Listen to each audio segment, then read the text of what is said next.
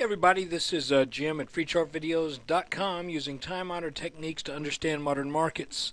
This video is for educational purposes only, and it is not intended to be used as any form of investment advice.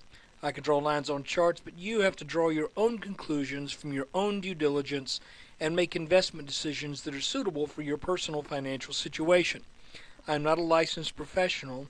I'm just a guy who draws lines on charts. So I'm going to look at the S&P 500. We're going to do a kind of a long-term overview with reviewing the calls that have been made over the past couple of years, and then looking at what may be in the works coming up here. Okay, we're looking at a two-day chart going back all the way to the spring of 2008 to the present, and all I want to do is I want to show you some of the major, call it milestones that that this chart has provided. And I want to do this for two reasons. One reason is to let you know that technical analysis, for the most part, really works. So let me show you, for example. The first thing is, back in summer of 2009, we had identified an inverted head and shoulders pattern here in the S&P. Why I can't grab that, I don't know. There we go. That made this neckline. This neckline was taken out in July of 2009, and at that point it was a reasonable call to look for a move of roughly 1340 to 1350 in the S&P. And we got that by measuring the depth of this head, adding that on to the breakout point, and I want you to look where that went to. It went to 1350, and where did the market go? 1350. So that worked extremely well. It took some time to do so, and nobody that I know who was calling this bottom, myself included, was thinking this was going to happen overnight. The second thing that happened was when this flash crash took place here, we made another inverted head and shoulders pattern, and that inverted head and shoulders pattern had its target. That target was roughly 1240 to 1250, and that was a pretty easy call, frankly, because we knew we had the strength of that big old head and shoulders back here that should have taken the markets up to 1340 to 1350. But still, this was a very tradable event to buy on the neckline, whereas a lot of people were saying this was a total breakdown in the markets.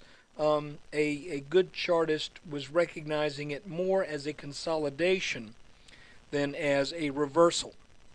Now, we came up and we entered into this choppy waters for 7 months, and you'll recall that for a while we had identified a pattern that we just were calling it an area of congestion.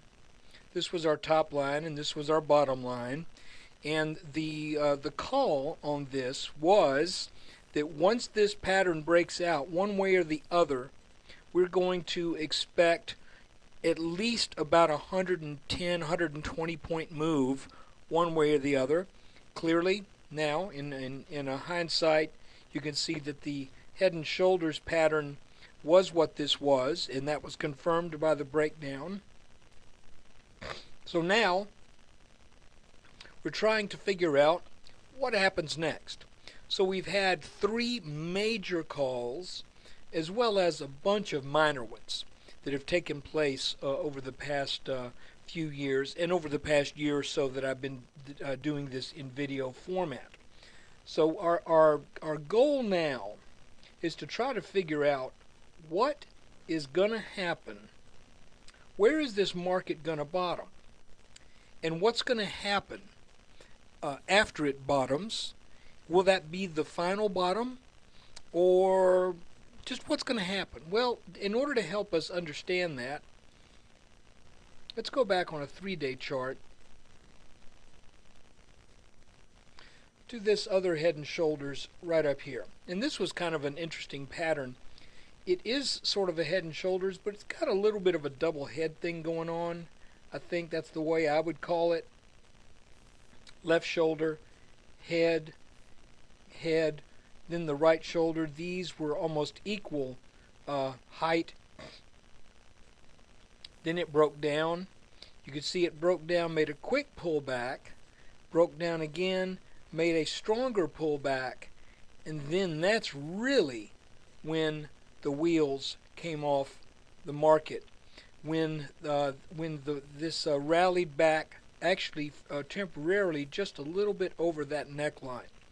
Now contrast that with where we are in our current situation, where we had the Head and Shoulders, a clearer pattern, to be honest, the breakdown, a roughly 40% retracement, 38%, and now we're heading back down. We never have made a pullback to this neckline.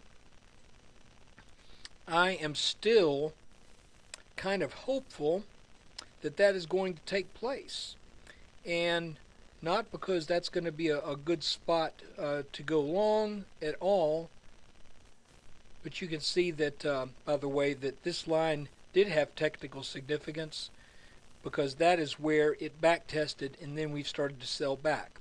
But what would happen if the markets were to maybe sell down a little bit, gain a little bit more strength, then come back for this neckline test? I'm kind of thinking eventually that's going to happen. It just seems to make sense to me, because typically when you break when you break support like that, you eventually do come back with a pretty serious test of that. That is a strong tendency. Now, where do we have support? Well, to begin with, I've extended the neckline from this inverted head and shoulders pattern, and you can see that it looks like at least that first bounce wanted to be at about that level. Additionally, I've extended this head and shoulders neckline from this major bottom, and I'm sort of thinking at this point that should be pretty doggone strong support. If that breaks, then this market is definitely in deep weeds, so to speak. And then we would be looking at further selling, probably significant selling down under 900 into the mid 800s potentially. And the reason I say that is we've got this this top line right here that kind of defined, at least initially, the slope of this bear market.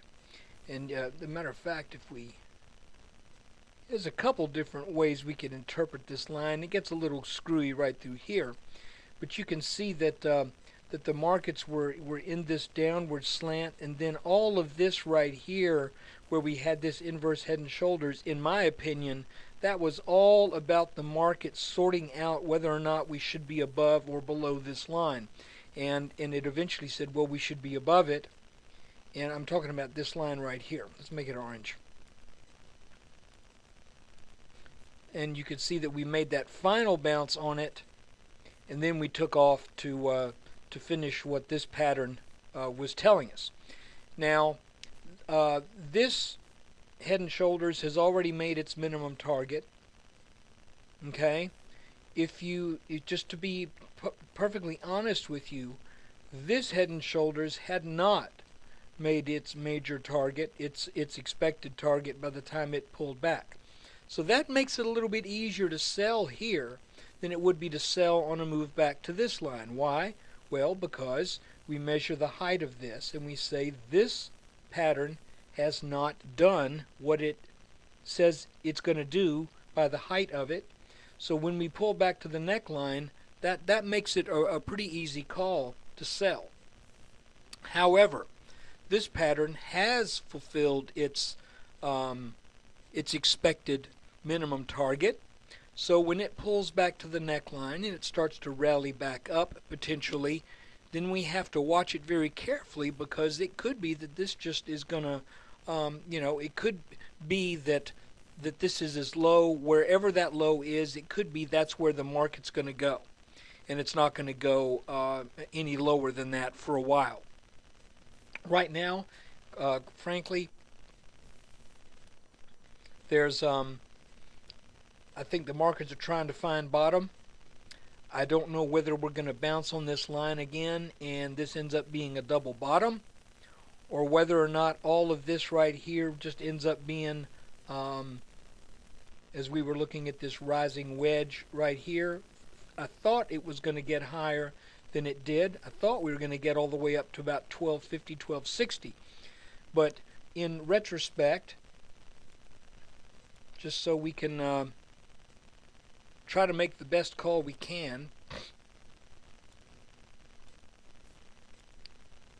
making this green, if this is a bear flag right here, steep sell-off, rally, if this is a bear flag, then I'm thinking this market's going to head down to, potentially 1020, or something over 1,000. And the reason is that a lot of times when you have these flag patterns, they form at about the midway point. So let's say that really this starts on the breakdown right here. So that's the height, that's the depth of this breakdown. Then we would measure where that broke down right here, expecting the same kind of a leg down, and that takes things on down there to test this old neckline back from the major head and shoulders bottom that started this nice run that the markets have had for the past couple of years. This is all conjecture right now. We have to watch this day by day. We have to redraw and reanalyze the chart because things are so volatile here. It's really tough sledding.